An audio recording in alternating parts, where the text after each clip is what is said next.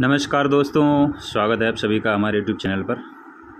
दोस्तों, आज की वीडियो में हम बात करेंगे मुख्य सेविका यूपी ट्रिपल एस सी का जो मेंस का एग्ज़ाम होगा उसके लिए हम आज आपके लिए लेकर आए हैं मॉक टेस्ट, जिसमें कि 50 क्वेश्चंस होंगे और 50-50 प्रश्नों की ये श्रृंखला होगी, जिसमें कि आपको 30 प्रैक्टिस सेट मिलेंगे और जो कि एग्ज़ाम्स के लिए बहुत ही महत्वपूर्ण है। सारे क्वेश्चन को आप ध्यानपूर्वक देखिए और पढ़िए। इसकी PDF हमारे टेलीग्राम चैनल पर आपको दे दी जाएगी, आप वहां से भी इसको देख सकते हैं। वीडियो को लाइक और शेयर जरूर कर दें जिन्होंने अभी तक नहीं किया है, और चैनल को जरूर सब्सक्राइब कर लें जो भी पहली बार विजिट कर रहे हैं। तो चलिए स्टार्ट करते हैं। देखिए, आप सभी के लिए बहुत ही सुनहरा अवसर है। स्टार्ट करते हैं। यहाँ पर पहला क्वेश्चन है। यहाँ पर आप सभी अपने आंसर जरूर कमेंट बॉक्स में बताएं कि आपने कितना सही किया है। पहला क्वेश्चन है, सामाजिक नियंत्रण का प्रतिपादन किया जाता है। सामाजिक नियंत्रण का प्रतिपादन किया जाता है किसके द्वारा? कानून, धर्म, समाज या तीनों के द्वारा? सामाजिक नियंत्रण का प्रतिपादन तीनों के द्वारा किया जाता है। राइट आंसर यहाँ पर डी सही हो जाएगा। इसमें कानून, समाज, धर्म, प्रथा, राज्य सभी कुछ शामिल होता है। पहला क्वेश्चन है, किस समाजशास्त्री ने अपना सामाजिक परिवर्तन सिद्धांत राजनैतिक कुलीनों के अध्ययन के आधार पर दिया है? इसका राइट आंसर हो जाएगा बी, पैरेटो।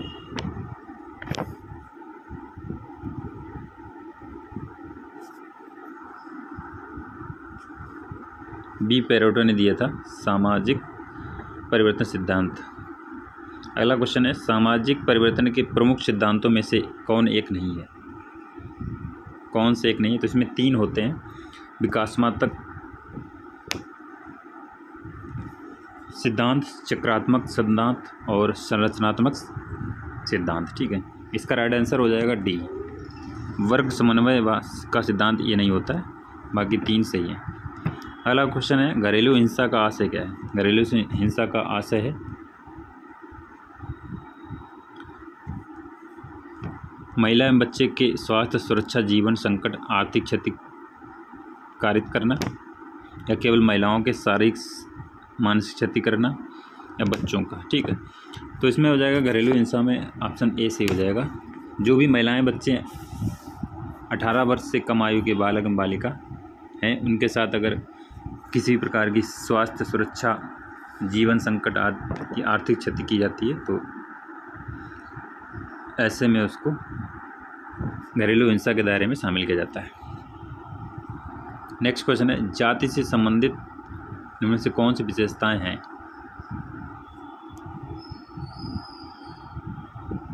खान पान पर प्रतिबंध, समानता, आपसी सहयोग या स्थानांतरण?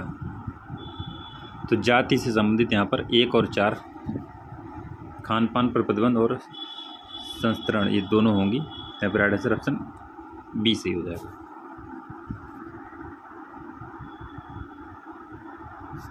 ये जाति की विशेषताएं बताती हैं। ठीक है, अगला क्वेश्चन है, सैद्धांतिक रूप से गरीबी की माप कितने प्रतिमानों में किया जाता है? गरीबी की माप कितने प्रतिमानों में किया जाता है? ये 2 प्रतिमानों में किया जाता है। राइट आंसर पहला सही हो जाएगा। कौन कौन से होते हैं? एक तो सापेक्षिक प्रतिमान होता है और दूसरा निरपेक्ष प्रतिमान। ठीक है, रिलेटिव मेजरमेंट और एब्सोल्यूट मेजरमेंट। सापेक्षिक और निरपेक्ष 2 होते हैं, आपको याद रखना है। पहला क्वेश्चन है, राष्ट्रीय जनसंख्या स्थिरता कोष की स्थापना कब की गई थी? राष्ट्रीय जनसंख्या स्थिरता कोष की स्थापना कब की गई थी? 2003 में की गई, फरवरी 2003 में की गई। ठीक है, लेकिन जनसंख्या नीति अगर पूछी जाए तो जनसंख्या नीति फरवरी 2000 में घोषित की गई थी, और इस जनसंख्या नीति के क्रियान्वयन के लिए फरवरी 2003 में राष्ट्रीय जनसंख्या स्थिरता कोष की स्थापना की गई थी। इसके जो अध्यक्ष होते हैं, पदेन अध्यक्ष कौन होते हैं? पदेन अध्यक्ष जो प्रधानमंत्री होते हैं, और उपाध्यक्ष होते हैं केंद्रीय स्वास्थ्य एवं परिवार कल्याण के जो मंत्री होते हैं उसके उपाध्यक्ष होते हैं। तो दोनों आपको याद रखना, अगर पूछा जाता है इसके अध्यक्ष कौन होते हैं तो प्रधानमंत्री होते हैं। अगला क्वेश्चन, वर्तमान में भारत की दशकीय जनसंख्या वृद्धि दर कितनी है? 10 की जनसंख्या वृद्धि दर है 17.7। प्रतिशत है अभी। पति द्वारा तलाकशुदा पत्नी को दिए जाने वाले अनुरक्षण भत्ते को क्या कहते हैं?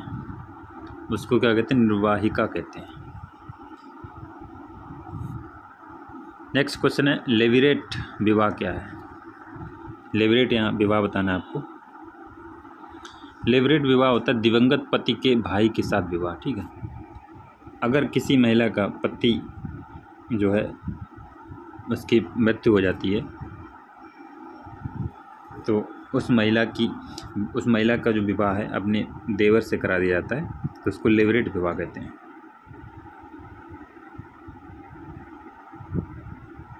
इसमें क्या होता है, जो अविवाहित भाई होता है भाभी से विवाह करने के लिए बाध्य होता है।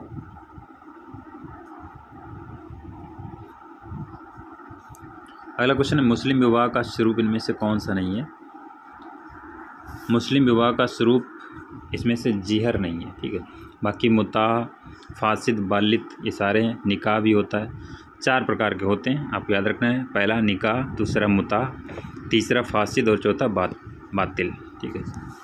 निकाह को सही विवाह कहते हैं, ये स्थायी प्रकृति का होता है, ठीक है। जबकि मुताह जो होता है वो अस्थायी प्रकार का विवाह होता है, जो शियाओं में प्रचलित होता है। अगले क्वेश्चन तरफ बढ़ते हैं। बहिर्विवाह का सर्वाधिक सामान्य नियम क्या है? बहिर्विवाह का सामान्य नियम है अगम्यागमन वर्जन। ऑप्शन इसमें सी सही हो जाएगा।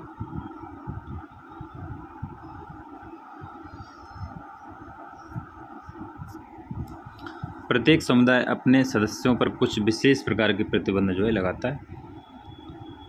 हिंदू विवाह में क्या होता है, संगोत्र और सपिंड विवाह बहिर्विवाह होते हैं।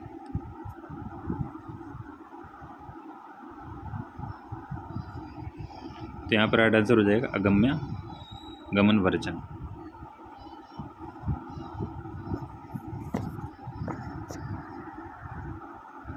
अगला क्वेश्चन है क्रय द्वारा किया गया हिंदू विवाह क्या कहलाता है? अगर हम किसी स्त्री को खरीद कर विवाह करते हैं तो उस विवाह को क्या कहते हैं? तो उसको कहते हैं असुर विवाह।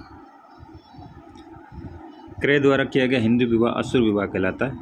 इसमें क्या होता है, वर जो होता है कन्या पक्ष को कुछ मूल्य देकर वधू को प्राप्त करता है।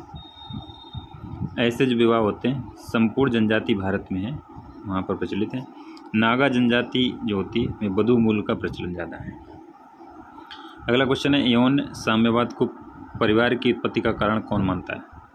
यौन साम्यवाद को परिवार की उत्पत्ति का कारण कौन मानता है? मार्गन मानते हैं। मार्गन यौन साम्यवाद को परिवार की उत्पत्ति का कारण मानते हैं।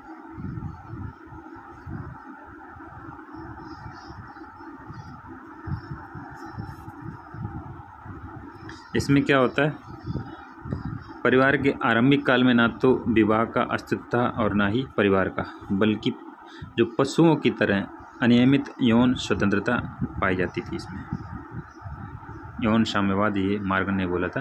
अगला क्वेश्चन है निम्नलिखित में से कौन सा कार्य राष्ट्रीय महिला आयोग का नहीं है? ठीक है, सबसे पहले तो राष्ट्रीय महिला आयोग की स्थापना कब हुई थी? 1992 में हुई थी। और इसमें राष्ट्रीय महिला आयोग का कार्य जो नहीं है, ऑप्शन यहाँ पर पहला से हो जाएगा, महिलाओं से संबंधित मामलों के संबंध में आंकड़ों का संग्रहण ये इसका कार्य नहीं है।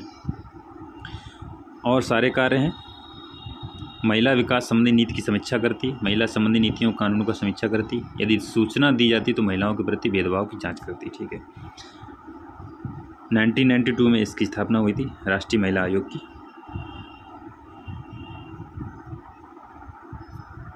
अगला क्वेश्चन है स्त्रियों तथा कन्याओं का अनैतिक व्यापार निरोधक अधिनियम कब पारित हुआ था? ये पारित हुआ था 1956 में। 1956 में पारित हुआ था।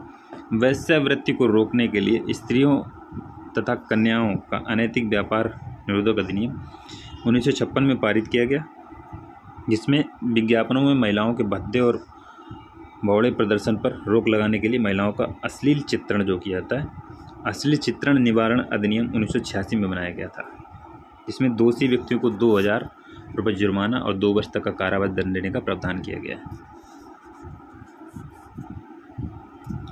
राष्ट्रीय महिला आयोग हमने बता ही दिया आपको, 1992 में स्थापना की गई और 1975 में अंतर्राष्ट्रीय महिला वर्ष मनाया गया था। भारत ने किस वर्ष में जनसंख्या की समस्या को पहचाना तथा परिवार नियोजन के लिए सरकारी राष्ट्रीय कार्यक्रम अपनाया? यहाँ पे पूछने का मतलब है परिवार नियोजन कार्यक्रम कब स्टार्ट किया गया था? तो ये स्टार्ट किया गया था 1952 में। 1952 में सर्वप्रथम राष्ट्रीय स्तर पर अपना जनसंख्या नियंत्रण कार्यक्रम 1952 में प्रारंभ किया गया था और पहली जनसंख्या नीति जो आई थी 1951 में आई थी। अगला क्वेश्चन है लिंगानुपात विषमता से निर्धारित महिला भूमिका से किसका संबंध नहीं है? विषमता के निर्धारण महिला भूमिका से किसका संबंध नहीं? अध्यापन से इसका कोई संबंध नहीं है। घर की सफाई, भोजन पकाना, स्वेटर बुनना, इसका संबंध है। अध्यापन से कोई संबंध नहीं। ठीक है,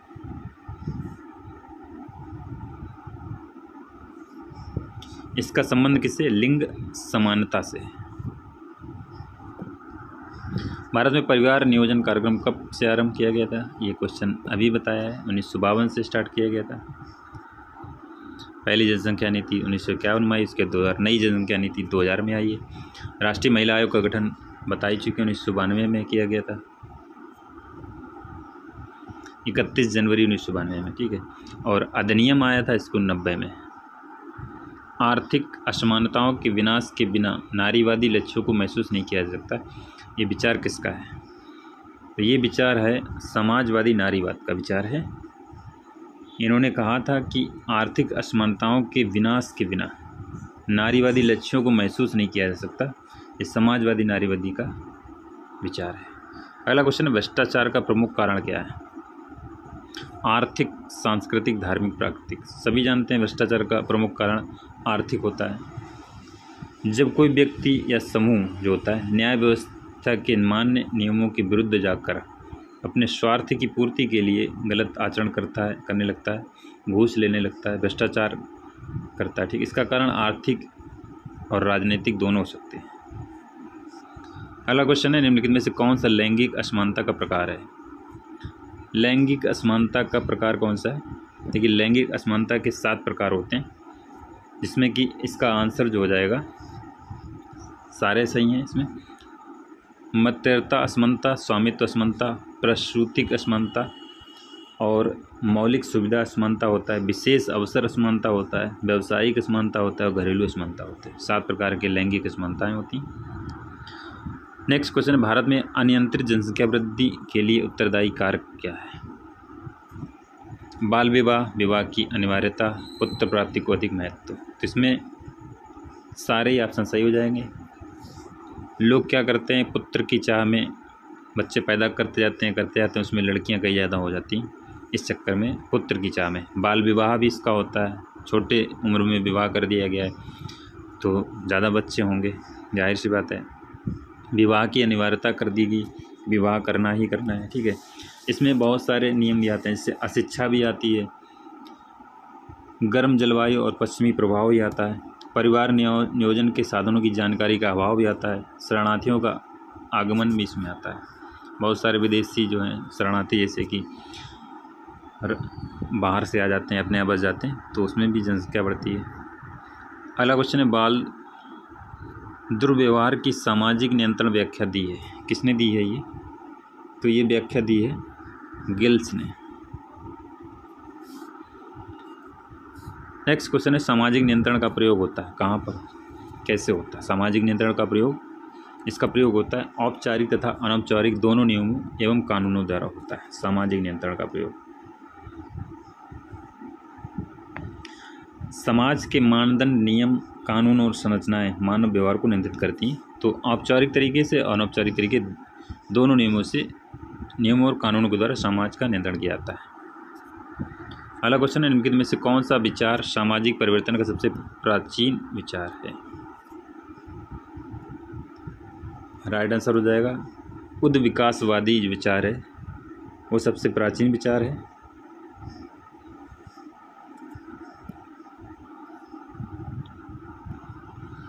नेक्स्ट क्वेश्चन है जाति प्रणाली के अंतर्गत गतिशीलता का विश्लेषण करने के लिए निम्नलिखित में से किसने संदर्भ समूह सिद्धांत का अनुप्रयोग किया था? राइट आंसर हो जाएगा यहाँ पर ऑप्शन सी M.N. श्रीनिवास ने किया था इसका प्रयोग। बुद्ध विकास के स्थान पर स्टेजेस ऑफ कल्चर का प्रयोग किसने किया है?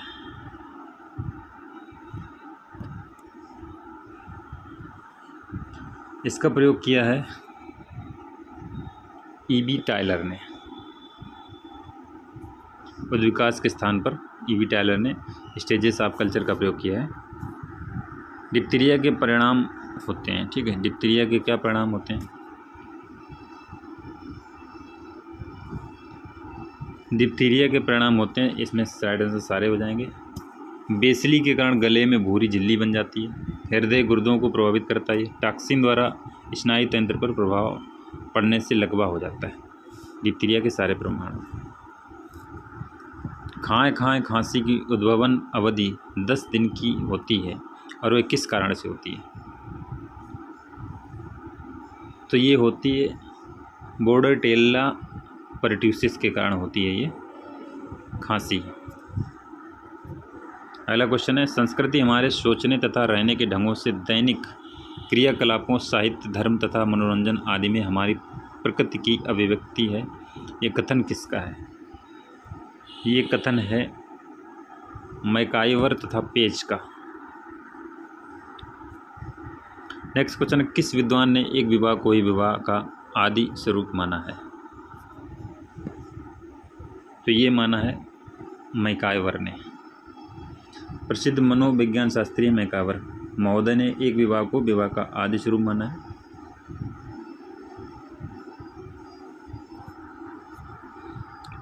बाल विवाह निरोधक अधिनियम किस सन में लागू हुआ था? बाल विवाह निरोधक अधिनियम लागू हुआ है 1929 में, 1929 में लागू हुआ है। 28 सितंबर 1929 को imperial legislative council of India में पारित हुआ था ये, जिसमें लड़कियों की विवाह की आयु 14 वर्ष और लड़कों की 18 वर्ष तय की गई थी, जिसके बाद लड़कियों की आयु 18 वर्ष कर दी गई और लड़कों की 21 वर्ष कर दी गई। और इसके प्रायोजक कौन थे? हरविलास शारदा थे, जिसके नाम पर शारदा अधिनियम जो है रखा गया था। तो इसमें राइट आंसर ऑप्शन ए सही हो जाएगा। शारदा एक्ट अगर पूछा जाए तो ये भी 1929 हो जाएगा। समाज पर दहेज प्रथा का कुप्रभाव है, कैसा है? तो ये है ऋणग्रस्तता का है।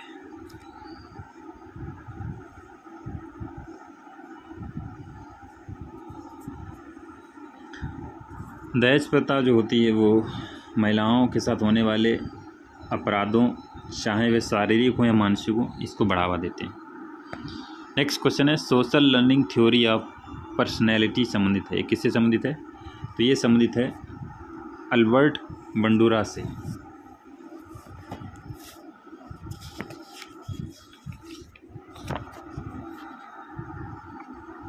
अगला क्वेश्चन है, एक उसका डैश दिया गया में सहोदर भाई बहन सम्मिलित होते हैं जो अपने परिवारों के संसाधनों एवं कार्यों को साझा करने के लिए जोड़ते हैं।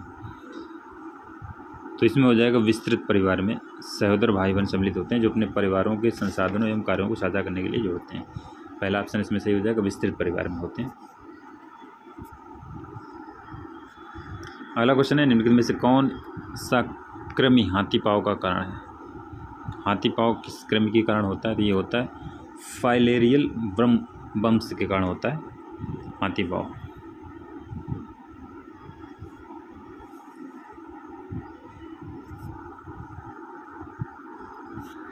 अगला क्वेश्चन है, भ्रूण के मस्तिष्क को नुकसान पहुंचाने वाला जीका वायरस का वहन होता है। जीका वायरस किसके द्वारा वहन होता है? ये होता है मच्छर के द्वारा होता है। जीका वायरस का वहन मच्छर के द्वारा होता है। जीका वायरस की सबसे पहले पहचान कहाँ हुई थी? युगांडा में हुई थी 1947 में। और ये वायरस जो है एडीज नामक एक मच्छर होता है, इसके काटने से फैलता है। यदि गर्भावस्था के दौरान कोई महिला को अगर काट ले तो वायरस से प्रभावित उसका बच्चा जो होता है, उसका मस्तिष्क जो होता है अपूर्ण रह जाता है, जो सामान्य सिर से भिन्न होता है। कालाजार के लिए उत्तरदायी जीवों की उत्पत्ति का कारण क्या है? कालाजार जो होता है अधोमुखी युग्मक विखंडन के कारण होता है। काला ज्वर या कालाजार जिसको बोलते हैं लीशमैनियासिस का सबसे गंभीर रूप माना जाता है। ये जो होता है मैनिया डोनोवानी नामक परजीवी के काटने से होता है, जिसकी उत्पत्ति जो होती है वो अधोमुखी युग्मक विखंडन से होती है। कालाजार जो होता है वो इम्यूनिटी सिस्टम को संक्रमित करता है, प्रभावित करता है। अगला क्वेश्चन है, क्विनीन मलेरिया की एक आम दवा है जो वृक्ष की साल से प्राप्त की जाती है। किसकी वृक्ष की छाल से प्राप्त की जाती है? तो क्विनैन जो होता है उसकी वृक्ष की छाल से प्राप्त की जाती है। मलेरिया जो होता है वो मादा एनाफिलीज नामक मच्छर के काटने से फैलता है और ये प्लाज्मोडियम परजीवी नामक वाहक से होने वाली बीमारी है। अगला क्वेश्चन है, वैक्यूम एक्सट्रैक्शन की तुलना में फोरसेप्स डिलीवरी में किसका खतरा अधिक होता है? तो इसमें खतरा सबसे ज़्यादा रहता है चेहरे की सूक्ष्म चोटें।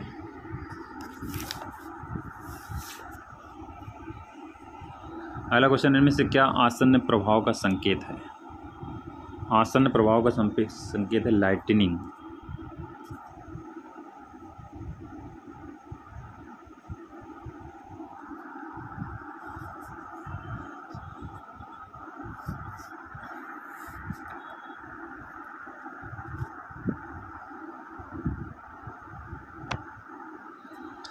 नेक्स्ट क्वेश्चन है, गर्भपात के प्रकार की पहचान करें जिसमें परिवर्तन उस स्थिति में प्रगति करते हैं जहां से गर्भावस्था की निरंतरता असंभव हो जाती है। अपरिहार्य गर्भपात जिसको कहते हैं। गर्भपात का एक प्रकार है जहां एक ऐसी स्थिति की प्रगति में परिवर्तन होता है जहां से गर्भावस्था की निरंतरता जो होती है असंभव हो जाती है। इसमें क्या होता है, इसमें योनि से रक्तस्राव और गर्भाशय ग्रीवा का पतला होना होता है। अगला क्वेश्चन है, गर्भावस्था में पॉलीहाइड्रेमिनियास का प्रभाव क्या होता है? इसका प्रभाव जो होता है ये सारे इसमें सही हो जाएगा। गर्भनाल को आगे की ओर बढ़ाओ, माल प्रेजेंटेशन और प्रसव के बाद रक्तस्राव।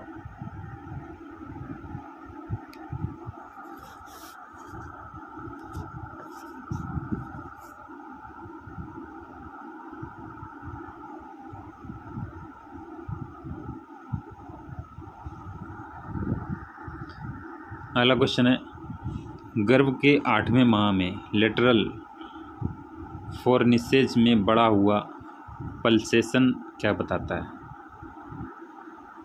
तो ये बताता है आसिएंडर लक्षण बताता है। गर्भावस्था का 8वां महीना में बच्चा प्रेगनेंसी के अंतिम चरण में होता है। इस महीने में बच्चे का शरीर पूरी तरह से बन चुका होता है, परंतु फेफड़े व मस्तिष्क का विकास प्रगति पर होता है 8वें महीने में। अगला क्वेश्चन, गर्भावस्था के दौरान प्लेसेंटा निम्नलिखित में से किससे छोड़कर अन्य सभी कार्य करता है? प्लेसेंटा क्या होता है? देखिए, प्लेसेंटा के बहुत सारे प्रमुख कार्य होते हैं, जैसे कि गर्भनाल महिलाओं के शरीर का अभिन्न अंग होता है जो गर्भावस्था के दौरान बच्चे की सुरक्षा और उसके विकास में महत्वपूर्ण होता है। इसी के द्वारा बच्चे को भोजन और सांस मिलती है। ठीक है, ये रक्त धारा से पदार्थों की अदला बदली भी करता है और ये चयनात्मक अवरोध का कार्य करता है। गर्भनाल जो होता है जिसको प्लेसेंटा बोलते हैं, बच्चे को जीवित रखता है। ये विषाणु आदि रोगजनक प्लेसेंटा में से विस्तृत होते हैं। गर्भावस्था में माता में संक्रमण होने पर विषाणु प्लेसेंटा के माध्यम से गर्भ में पहुंच जाते हैं।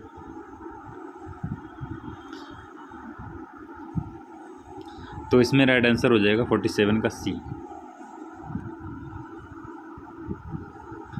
ये भ्रूण को गीला रखकर उसे सूखने से बचाता है। ये कार्य किसका होता है? ये कार्य जो होता है वो एमनियोन का होता है। एमनियोन का होता है, भ्रूण को गीला रखकर उसे सूखने से बचाता है। बाकी सारे कार्य जो होते हैं प्लेसेंटा के होते हैं, जिसको गर्भनाल बोलते हैं। तो आज के वीडियो में इतने ही क्वेश्चन रखते हैं। नेक्स्ट वीडियो में आपको मिलते हैं कल। तो अगर भी आपको वीडियो पसंद आया तो वीडियो को लाइक और शेयर जरूर कर दें। चैनल को जरूर सब्सक्राइब कर लें अभी तक नहीं किए। Thank you for watching. Thank you.